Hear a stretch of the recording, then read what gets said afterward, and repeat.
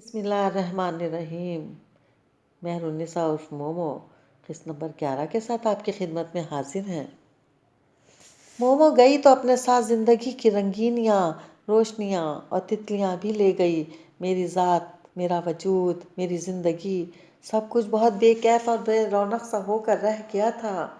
روز شام 6 بجے میں اپنی گاڑی عادتاً مومو کے گیٹ کے سامنے لے جا کر ہارن بجاتا۔ پھر اچانک مجھے یاد آتا، کیا بندہ سے کوئی چھوٹی سی لڑکی نکل کر یہ نہیں کہے گی کہ سر آج میرا ٹیسٹ ہے، یا جلدی آئیں سر، میں نے آپ کے لیے چکن شاشلیک بنایا ہے، دیر کریں گے تو ٹھنڈا ہو جائے گا اور پھر آپ نہیں کھائیں گے، کیونکہ وہ لڑکی تو جا چکی تھی۔ میں بوجھل دل لیے واپس آ جاتا، مگر اگلی شام پھر اس کے گھر چلا جاتا۔ پھر یہ بھول ہر شام ہونے لگی۔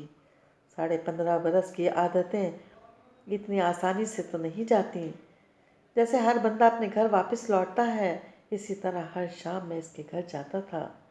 کتنے ہی مہینے بیت گئے اور مجھے یقین آ گیا کہ وہ مڑی ہوئی پلکوں والی لڑکی وہاں سے جا چکی ہے۔ جب یہ یقین آ گیا تو میں وہ بھول جان بوجھ کر دہرانے لگا۔ 2 برس تک یہ سلسلہ چلتا رہا۔ میں نے امیدیں لے کر اس کے گھر کے دروازے پر جانا چھوڑ دیا۔ میں نے گھر میں ناشتہ کرنا بھی چھوڑ دیا، کیونکہ وہ مجھے مومو کی یاد دلاتا تھا۔ میں نے رات کا کھانا کھانا بھی چھوڑ دیا، کیونکہ وہ مجھے صرف مومو کے ہاتھ کا پسند تھا۔ میں نے لیونگ روم میں انڈور پلانٹس رکھنے بھی چھوڑ دیے۔ میں نے بہت کچھ چھوڑ دیا، بس اس بھوری آنکھوں والی نازک سی لڑکی سے محبت کرنا نہ چھوڑ سکا۔ یہ میرے اختیار میں نہ تھا۔ پھر میں نے اپنی بے رونق پھیکی زندگی میں رنگ بھرنا چاہے، وہ رنگ جو مومو کو پسند تھے، جن کو وہ اپنی خوبصورت انگلیوں سے کینوس سے بکھیرنا چاہتی تھی۔ ہاں، وہی رنگ میں نے اپنی زندگی میں بھرنا چاہے۔ پینٹنگ میرا شوق، بچپن کا شوق تھا۔ جب میں اسکول میں جاتا تو جاپانی ایمبیسی کے زیر انعقاد ایک پینٹنگ کمپٹیشن میں میری بنائی گئی تصویر کو پہلا انعام اور مجھے بطور اعزاز $800 دیے گئے۔ وہ ڈالر میری ٹیچر نے خود رکھ لیے تھے، اور وہ پینٹنگ مجھے کبھی واپس نہیں ملی، کیونکہ وہ میری پرنسپل کی بیٹی کو بہت پسند آ گئی تھی، سو پرنسپل صاحبہ نے وہ اسے گفٹ کر دی۔ کوئی انسان یوں ہی دنیا سے بے اعتبار، بدگمان اور شکی مزاج نہیں بن جاتا۔ یہ اس قسم کی چھوٹی چھوٹی باتیں ہوتی ہیں جو ہم پر بہت گہرا نفسیاتی اثر چھوڑتی ہیں۔ میں اس واقعے سے اتنا دل برداشتہ ہوا کہ اپنا برش توڑ دیا، ایزل اور کینوس جلا ڈالے اور رنگ پھینک دیے۔ یوں میں نے وقتی طور پر اپنے اندر کے آرٹسٹ کو مار ڈالا، مگر رنگوں اور تتلیوں کا دیس مجھے واپس اپنی جانب بلاتا رہا تھا۔ اور پھر اس روز جب میں نے مومو کی مصوری دیکھی تو مجھے ایک انجانا سا سکون ملا تھا۔ اسی لیے تو میں اسے پینٹر بننے کے لیے کہتا تھا، اور مجھے یقین تھا کہ وہ اپنے اندر کے آرٹسٹ کو باہر نکال ہی لائے گی۔ وہ کینیڈا جا کر آرٹ ہی پڑھے گی۔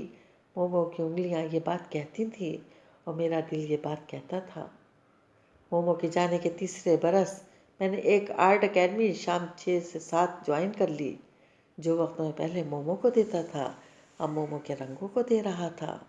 کبھی کبھار کینوس پر رنگ بکھیرتے ہوئے میں اپنے برش کو انگلیوں کے درمیان تھام کر سوچتا تھا کہ شاید مومو بھی اس کمپنی اور ساخت کا برش استعمال کرتی ہو، شاید وہ بھی رنگ کرتے وقت گردن کو یوں ہی ترچھا کرتی ہو، شاید اس کے ہاتھوں پر بھی میری طرح پسٹل کلرز لگ جاتے ہوں، مگر اس کے ہاتھ تو بے حد خوبصورت تھے، اور میرے ہاتھ میری شکل و صورت کی طرح عام سے ہی تھے۔ 2 سالوں تک مختلف اکیڈمیوں میں آرٹ پڑھنے اور سیکھنے کے بعد میں نے ملٹی نیشنل فرم کی وہ جاب چھوڑ دی جس کی خواہش لاکھوں نوجوان کرتے تھے، مگر مجھے کوئی خواہش نہیں تھی، یا پھر اب نہیں رہی تھی۔ جاب چھوڑنے کے بعد میں نے اپنے بینک بیلنس اور کچھ سیونگ کو ملا کر ایک جگہ کمرہ حاصل کر کے اپنی آرٹ اکیڈمی کھول لی۔ میری پینٹنگز اور میری اکیڈمی اب میرے اخراجات پورے کرنے کے لیے کافی تھیں۔ میں خوش تھا، مگر مطمئن اور پرسکون ضرور تھا۔ میری آرٹ اکیڈمی کے دوسرے بیچ میں ایک 12 سالہ لڑکی بھی سیکھنے آتی تھی۔ اس کو دیکھ کر مجھے پتہ نہیں کیوں مومو یاد آ جاتی۔ اس کا نام ماریا تھا۔ اس کے ہاتھ اور انگلیوں کی ساخت بالکل مومو جیسی تھی، اور اس کی بھوری آنکھیں، مڑی ہوئی پلکیں اور لمبی سی فرینچ بریڈ بالکل مومو کی طرح تھیں۔ چہرے کے نقوش، رنگت، قد، وہ ہر لحاظ سے مومو سے مختلف تھی، مگر پھر بھی دونوں میں بہت مماثلت تھی۔ ماریا باتیں بھی مومو کی طرح کرتی تھی، دوسروں کی ہمدردی میں پگھل جانا، کسی کے غم کو اپنا سمجھ لینا اور خود کو فوراً قربانی کے لیے پیش کر دینا، وہ مومو سے بہت ملتی تھی۔ جب اس نے اسکیچ بنانا سیکھا تو پہلا اسکیچ ایک پولیٹیکل لیڈر کا بنایا۔ اس کا وہ اسکیچ ہاتھ میں پکڑے مجھے مومو بری طرح یاد آئی تھی۔ وہ بھی تو ایسی ہی تھی، لیڈرز اور سیاستدانوں کو پسند کرنے والی، اور ایسی لڑکیوں کو میں بے وقوف کہا کرتا تھا۔ جانے وہ کیوں اسکیچ دیکھتے ہی میرے لبوں سے مومو نکلا تھا۔ جی سر، ماریا جو میرے سامنے کھڑی تھی قدرے حیرت بھری تابعداری سے بولی۔ میں نے سر اٹھا کر اسے دیکھا اور پھر دھیرے سے مسکرایا۔ کچھ نہیں سر، آپ کو کیسے پتہ چلا کہ میرا نک نیم مومو ہے؟ اس نے قدرے جھجکتے ہوئے پوچھا۔ مجھے حیرت کا جھٹکا لگا، مگر پھر میں سنبھل کر مسکرا دیا۔ تمہاری شکل پر لکھا ہے ماریا۔ میری شکل پر؟ وہ میری بات پر حیران ہوتی ہوئی اپنی جگہ پر بیٹھی۔ اس روز کلاس کے بعد جب میں اپنی چیزیں سمیٹ رہا تھا، ماریا میرے پاس چلی آئی۔ سر، ایک بات مانیں گے؟ ہاں بولو بیٹا، میں نے مسکرا کر اسے دیکھا۔ اس نے بلو جینز کے اوپر آدھے بازوں والی ٹی شرٹ پہن رکھی تھی، بال ہمیشہ کی طرح فرینچ چوٹی میں مقید تھے۔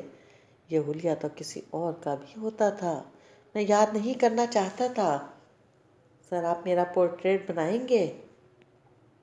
شور، کیوں نہیں؟ اس کے ہچکچاتے انداز میں مسکرایا۔ کل اکیڈمی ٹائم کے بعد 1 گھنٹہ ایکسٹرا بیٹھ جانا۔ کتنی سٹرنگز ہوں گی سر؟ وہ مجھے بالکل مومو کی طرح سر کہتے ہوئے آر کو سائلنٹ کرتی تھی۔ وہ باتیں 2 یا 3، مگر میں گارنٹی نہیں دیتا کہ وہ بہت اچھی ہوں گی۔ ارے نہیں سر، آپ تو بہت اچھی پینٹنگز بناتے ہیں، وہ ہنس کر بولی۔ اس طرح مجھے ارے نہیں سر کون کہا کرتا تھا، میں یاد نہیں کرنا چاہتا تھا۔ اگلی شام اس کو اسٹول پر اپنے سامنے بٹھا کر میں نے جب اس کا پورٹریٹ بنانا شروع کیا تو آغاز آنکھوں سے کیا۔ اس کی آنکھیں بناتے بناتے میرے ذہن کے پردوں پر وہ منظر لہرایا جب مومو میرے سامنے ٹانگ پر ٹانگ رکھے نائمہ کے لاؤنج میں آرام سے بیٹھی تھی اور اٹھنے کے موڈ میں نہ تھی۔ ایک سٹنگ میں پورٹریٹ مکمل کرنے کے بعد میں یہ جانتے ہوئے بھی پرسکون تھا کہ میں نے ماریا کا نہیں، مومو کا پورٹریٹ بنا دیا تھا۔ بن گئی سر۔ 1 گھنٹے سے اسٹول پر ماڈل بن کر بیٹھی ماریا چل کر میرے پاس آئی۔ میری تصویر پر نگاہ پڑتے ہی اس نے حیرت سے میری جانب دیکھا۔ کیسی بنی ہے؟ بہت اچھی ہے سر، مگر اس میں کہاں ہوں؟ اس کے انداز پر میں بے اختیار ہنس پڑا۔ تمہاری کل بنا دوں گا، یہ کسی اور کی ہے۔ کس کی ہے؟ اپنی مایوسی بھلائے وہ اشتیاق سے پوچھنے لگی۔ میں نے برش کے کنارے کو لبوں تلے دبایا، کچھ دیر کو سوچا۔ مومو کی ہے۔ مومو کون؟ اس نے حیرت سے مجھے دیکھا۔ ہے ایک لڑکی۔ میں اداس سا ہو گیا۔ مجھے چھوڑ کر چلی گئی ہے۔ کدھر؟ وہ بھی اداسی سے پوچھنے لگی۔ کینیڈا۔ کیوں سر؟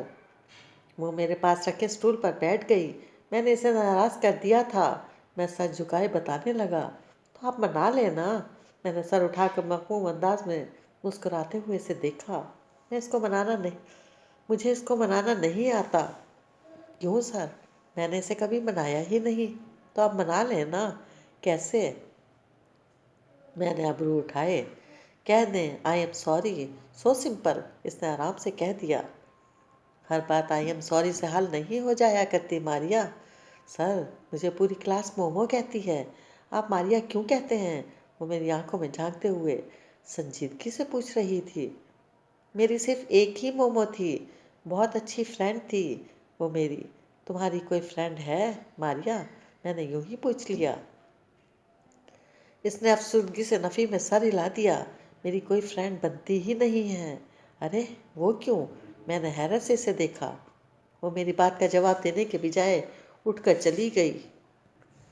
مومو بھی ایسے ہی اٹھ کر چلی جاتی تھی۔ میں کبھی مومو کے پیچھے نہیں گیا تو ماریا کے پیچھے کیسے جاتا؟ اگلی شام مجھے ماریا بہت چپ چپ سی لگی تھی۔ چھٹی کے وقت جب سب بچے جانے لگے تو میں نے اسے اپنے پاس بلا لیا۔ ادھر آؤ۔ وہ جو اپنا پنک کلر کا بیگ لے کر باہر کھلنے والے دروازے کی جانب بڑھ رہی تھی، میری بات پر سر جھکائے میرے سامنے آ کھڑی ہوئی۔ بیٹھو ادھر۔ وہ بیٹھ گئی تو میں نے پوچھا، ماریا تمہاری ممی کب فوت ہوئی تھی؟ اس کے آنے سے پہلے میں نے فاطمہ سے، جو ماریا کے گھر کے قریب رہتی تھی، اس کے متعلق پوچھا تھا۔ وہ چند لمحے میری جانب خاموشی سے دیکھتی رہی، پھر بولی، جب میں 2 سال کی تھی تب۔ اور تمہارے فادر؟ وہ تمہارا خیال کرتے ہیں؟ مجھے پتہ نہیں کیوں حیدر یاد آیا تھا۔ وہ مجھ سے زیادہ سارا ماما میں انٹرسٹڈ ہیں۔ سارا ماما میری خالہ ہیں۔ وہ کئی سالوں سے میرے بہانے پاپا سے ملنے ہمارے گھر آتی رہتی ہیں۔ وہ پاپا سے شادی کرنا چاہتی ہیں اور انہیں لگتا ہے کہ میں چھوٹی بچی ہوں اور کچھ نہیں سمجھتی۔ چھوٹی عمر میں بڑے بڑے غم مہرالنساء اور ماریا کو بہت جلدی سنجیدہ اور میچور کر دیتے ہیں، اور پاپا ان سے شادی کر لیں گے۔ جی، یہ کہتے ہوئے اس کی آنکھوں میں خوف سمٹ آیا۔ تمہیں اچھی نہیں لگتی سارا ماما؟ میں اس کے چہرے کو پڑھ رہا تھا۔ بالکل بھی نہیں۔ وہ مجھے گھر سے نکال دیں گی۔ ارے نہیں ماریا، گھر سے کیوں نکال دیں گی؟ تمہارے پاپا کا گھر ہے، اور بھلا گھر سے کدھر نکالیں گی؟ اس نے یقیناً سنڈریلا ٹائپ کی بہت ساری کہانیاں پڑھ رکھی تھیں۔ آپ کو نہیں پتہ ہے، ایک جگہ وہ بڑبڑائی تھی۔ گاڑی کے ہارن کی آواز آئی تو ماریا اپنا بیگ سنبھال کر اٹھ کھڑی ہوئی۔ پھر چند ہفتوں بعد ماریا نے مجھے بتایا، سر پاپا نے سارا ماما سے شادی کر لی ہے۔ وہ ان دنوں بہت ڈری سہمی سی رہنے لگی تھی۔ میں نے اسے امید دلائی کہ سب ٹھیک ہو جائے گا۔ تب اس نے مجھ سے ایک فرمائش کی، سر آپ میرے گھر آئیں۔ اور میں نے حامی بھر لی۔ ہاں ماریا، میں آؤں گا تمہارے گھر اور تمہارے پاپا سے بات کروں گا کہ سارا ماما سے زیادہ تمہیں امپورٹنس دیا کریں۔ وہ خوش ہو گئی۔ حامی تو میں نے بھر لی، مگر پھر ان دنوں کسی دوست کی شادی میں شرکت کے لیے مجھے کراچی جانا پڑ گیا۔ میں نے 4 روز اکیڈمی کی چھٹی کر دی۔ 4 بے حد مصروف دن گزارنے کے بعد جب میں اکیڈمی آیا تو میری پوری کلاس موجود تھی، ماں سوائے اس کھڑکی کے ساتھ والی کرسی کے۔ وہ کرسی خالی تھی۔ یہ ماریا کے پورے سال کی پہلی چھٹی تھی، اس لیے میں نظر انداز کر گیا۔ لیکن جب وہ اگلا پورا ہفتہ نہ آئی تو مجھے فکر ہوئی، یہ ماریا کیوں نہیں آ رہی؟ میں نے قدر بلند آواز میں کسی کو مخاطب کیے بغیر کلاس سے پوچھا تھا۔ پتہ نہیں سر کی صدائیں بلند ہوئیں۔ سر آئی تھنک اس کی اسٹیپ مدر نے اسے گھر سے نکال دیا ہے۔ فاطمہ ماریا کے گھر کے ساتھ رہتی تھی، اسی لیے اس کے حالات سے اس حد تک واقف تھی۔ گھر سے کدھر نکال دیا ہے؟ اسٹیپ مدر ہی ہے، کوئی جادوگرنی تو نہیں جو گھر سے باہر نکال دے؟ میں نے قدر بیزاری سے کہا۔ سر ہو سکتا ہے آنٹی نے اسے ہسپتال بھیج دیا ہو۔ فاطمہ دوبارہ بولی، ہسپتال کیوں؟ میں نے چونک کر اسے دیکھا۔ آپ کو پتہ نہیں سر، بہت سے اسٹوڈنٹس اکٹھے بولے تھے۔ کیا نہیں پتہ؟ میں یکدم پریشان سا ہو گیا۔ سر ماریا کو تھائرائیڈ گلینڈ کا کینسر ہے۔ واٹ؟ میں بے حد شاکڈ ہو کر فاطمہ کو دیکھ رہا تھا۔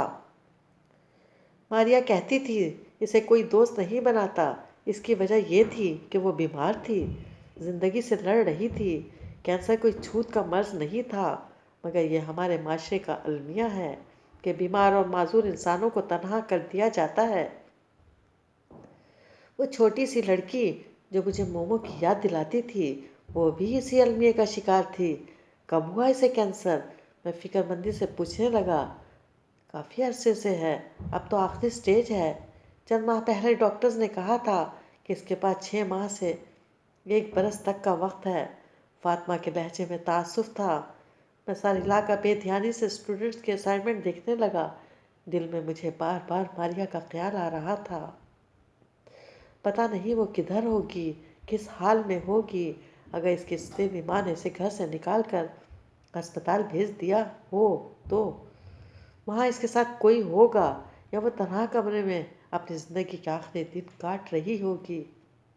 پتہ نہیں اس کے پاس اس کے برش، کلرز اور کینوس بھی ہوں گے یا نہیں، اور اس کا وہ پنک کلر کا بیگ جو وہ ہمیشہ اپنے پاس اٹھائے رکھتی تھی، پتہ نہیں وہ بیگ اس کی سوتیلی ماں نے اسے ساتھ لے جانے دیا ہوگا یا نہیں۔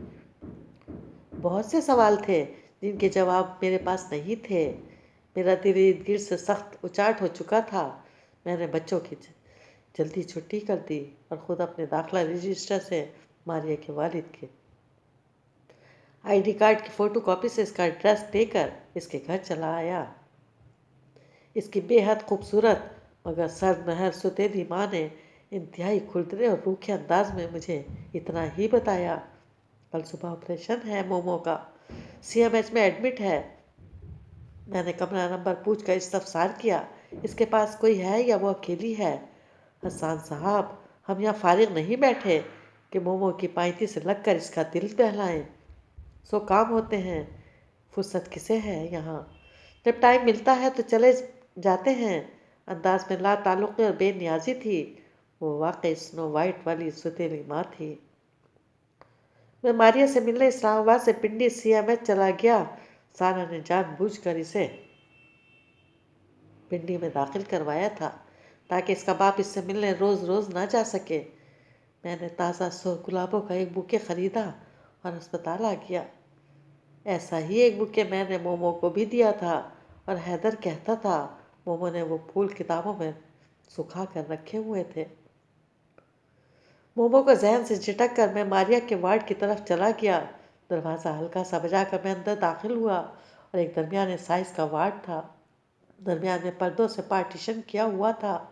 ایک طرف ماریا کا بیڈ تھا، دوسری جانب کا بیڈ مجھے دکھائی نہیں دے رہا تھا۔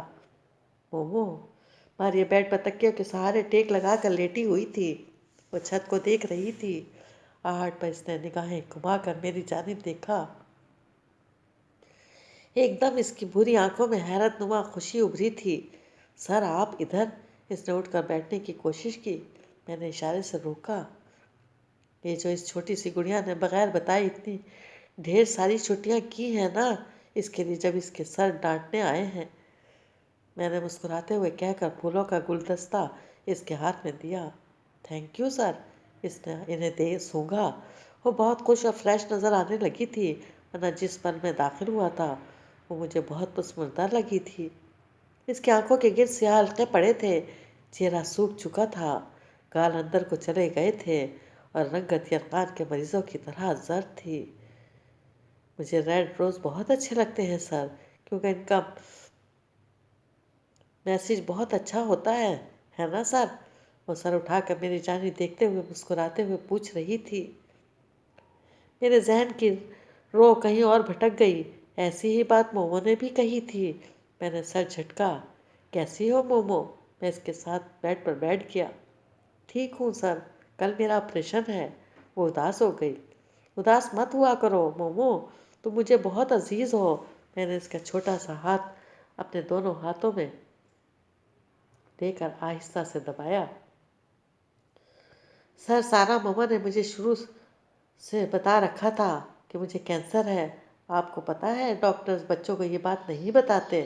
وہ معصومیت بھرے انداز میں سارا ماما کی شکایت لگا رہی تھی۔ پتہ ہے کیوں؟ میں نے بھی اس معصومیت سے نفی میں گردن ہلا دی، کیونکہ جب بچوں کو پتہ چل جاتا ہے تو وہ خوف زدہ ہو کر بہت جلدی مر جاتے ہیں۔ ماریا، میں ایک دم تڑپ اٹھا تھا۔ ہسپتال میں رہ کر وہ پتہ نہیں کیا کیا سوچتی رہتی تھی۔ کل تمہارا آپریشن ہے، جس کے بعد تم بالکل ٹھیک ہو جاؤ گی۔ پھر ہم خوب ڈھیر ساری باتیں کریں گے۔ کچھ دیر بعد اسے تسلی دے کر میں اٹھنے لگا تھا۔ اس نے معصومیت سے مجھے دیکھا۔ سر، آپ جا رہے ہیں؟ ہاں، میں کل آؤں گا ماریا۔ مجھے اسپتال سے وحشت ہو رہی تھی، میں جلد از جلد وہاں سے بھاگ جانا چاہتا تھا۔ جتنا وقت میں ماریا کے ہمراہ گزارتا مجھے مومو یاد آتی رہتی۔ آپ نہ جائیں سر۔ اوکے، نہیں جاتا۔ پتہ نہیں کیوں میں دوبارہ بیٹھ گیا۔ کل میرا آپریشن ہے، کیا میں زندہ رہوں گی سر؟ وہ ڈری سہمی ہوئی لگ رہی تھی۔ میں اس کے سرہانے آ کر بیٹھ گیا اور دونوں ہاتھ اس کے شانوں کے گرد رکھے۔ بس بیٹا، ایک چھوٹا سا معمولی سا آپریشن ہے۔ میرے بھانجے کے ایسے 6 آپریشن ہوئے تھے اور اب وہ بھلا چنگا ہے۔ میں نے اسے تسلی دی، حالانکہ میری تو کوئی بہن بھی نہیں تھی۔ اس کی بھوری آنکھوں میں امید کی کرن جاگی۔ یہ بس چھوٹا سا آپریشن ہے، اس کے بعد تمہیں اس ہسپتال اور ان کڑوی کڑوی دواؤں سے ہمیشہ کے لیے نجات مل جائے گی۔ تم بالکل ٹھیک ہو کر گھر چلی جاؤ گی۔ اس کے سرہانے بیٹھا میں اسے تسلیاں دے رہا تھا۔ کب ہے آپریشن؟ پھر میں نے پوچھا۔ صبح 6 بجے۔ اس کا خوف اب کم ہو رہا تھا۔ بس اب تھوڑا سا ٹائم رہ گیا ہے۔ میں نے رات کے 9:30 بجاتی سوئی کو دیکھا۔ سر، تھوڑی دیر بعد اس نے مجھے پکارا۔ میں پینٹ کرنا چاہتی ہوں۔ ٹھہرو، میں تمہیں کاغذ اور پین لا دیتا ہوں۔ میں اٹھنے لگا تو اس نے میرا ہاتھ پکڑ لیا۔ نہیں، بس مجھے میرا بیگ اٹھا دیں۔ اس نے اپنا پنک بیگ کی جانب اشارہ کیا جو میز پر پڑا تھا۔ سچ شکر کہ وہ بیگ اس کے پاس تھا۔ میں نے بیگ اٹھا کر اسے دے دیا۔ اس نے آہستہ سے زپ کھولی، پھر آہستہ آہستہ اندر سے برش، واٹر پینٹس باہر نکالنے لگی۔ ایک کاغذ کو کلپ بورڈ میں لگا کر اس نے پینسل تھام لی۔ مومو، کیا یہ بہتر نہیں ہے کہ تم آرام کرو؟ کل تمہارا آپریشن ہے۔ میں نے کسی خدشے کے پیش نظر کہا تھا۔ Please sir. اس نے اپنی ملتجی نگاہوں سے میری طرف دیکھا۔ یہ زندگی اور موت کی جنگ لڑتی اس لڑکی کی بے بس آنکھیں تھیں۔ میرا دل بھر آیا۔ اچھا بنا لو، تم کیا بناؤ گی؟ اس نے پینسل کا سرا لبوں میں پکڑ کر ایک لمحے کو سوچا، پھر مسکرائی۔ مومو، اپنی شکل بناؤ گی؟ ارے نہیں سر۔ وہ دھیرے سے ہنسی۔ اس کی سوکھی زرد چہرے کی ہڈیاں ہنستے ہوئے نمایاں ہو جاتی تھی۔ میں نہیں، آپ کی مومو۔ میری مومو؟ مجھے حیرت ہوئی تھی، اور پھر وہ بوقت تمام تصویر بنانے لگی۔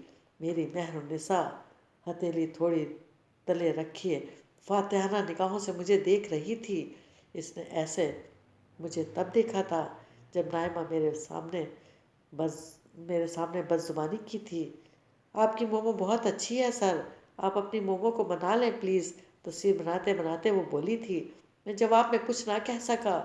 کافی دیر بعد ماریا نے تصویر مکمل کر لی۔ کیسی ہے سر؟ اس نے مجھ سے پوچھا تھا۔ بہت اچھی۔ میں نے سفید کاغذ کو ہاتھ میں لیے اس پر بنا اسکیچ دیکھا۔ وہ 90% مومو سے مشابہت رکھتا تھا۔ اب کلرز کروں گی اس میں۔ نہیں، میں تھک گئی ہوں۔ اس نے تھکاوٹ سے میرے کندھے پر سر رکھ دیا۔ میں آہستہ آہستہ اس کا سر تھپکنے لگا۔ جب وہ نیند کے آغوش میں جانے لگی تو اس کے لبوں سے نکلا، میں زندہ رہوں گی نا سر؟ میری مومو کو کچھ نہیں ہوگا، میں نے کہہ دیا، مگر میرے اندر بہت خوف تھا۔ ساری رات میں اس کے پاس بیڈ کی پشت سے ٹیک لگا کر بیٹھا رہا۔ وہ چھوٹی سی بچی میرے کندھے پر سر رکھ کر سو رہی تھی۔ رات آہستہ آہستہ سرکنے لگی۔ وہ نیند میں تھی جب ڈاکٹرز اسے لینے آئے۔ میں اب ایک اٹینڈنٹ بن گیا تھا۔ انہوں نے اسے نیند میں ہی انتھیزیا دیا تھا، حالانکہ میری خواہش تھی کہ اسے جگا دیتے اور میں چند ایک باتیں ماریا سے کر لیتا۔ میں نے مومو کا اسکیچ جو مومو نے بنایا تھا اپنی جیب میں ڈال لیا۔ مسلسل 3 گھنٹے ماریا کا آپریشن ہوتا رہا۔ 3 گھنٹے میں اسپتال کے سرد ویران کوریڈور میں بے چینی سے ٹہلتا رہا۔ میرے قریب سے آرمی یونیفارم میں ملبوس نرسیں اور ڈاکٹرز گزرتے رہے تو کوئی میری پریشان صورت دیکھ کر تسلی کے 2 لفظ بول دیتا تو کوئی درہم بھری نگاہ ڈال کر چلا جاتا۔ بالآخر میں تھک کر ماربل سے بنے فرش پر دیوار سے ٹیک لگائے بیٹھ گیا۔ سردی کا کوئی احساس مجھے نہیں ہو رہا تھا۔ میرا رواں رواں ماریا کے لیے دعا گو تھا۔ 3 گھنٹے کا وہ طویل انتظار بمشکل کٹ ہی گیا اور آپریشن تھیٹر کا دروازہ کھلا۔ کرنل ڈاکٹر عابد بیگ باہر نکلے۔ آپ بچی کے والد ہیں؟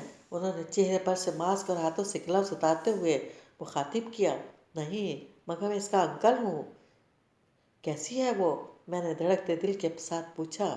دیکھیے اس کا تھائرائڈ گلینڈ ریموو کرنا تھا. تھائرائڈ گلینڈ کے پیچھے ایک نرو ہوتی ہے. اور مجھے بتائے ماریا کیسی ہے؟ میں نے بے چینی سے ان کی بات کاٹی. انہوں نے گہری سانس بھری. وہ جو خاص رگ ہوتی ہے نا وہ ان کی آپریشن کے دوران کٹ گئی ہے. آئی ایم سوری، ماریا کی ڈیتھ ہو گئی ہے. دراصل اس رگ کو کٹنے سے بچانا بہت مشکل تھا.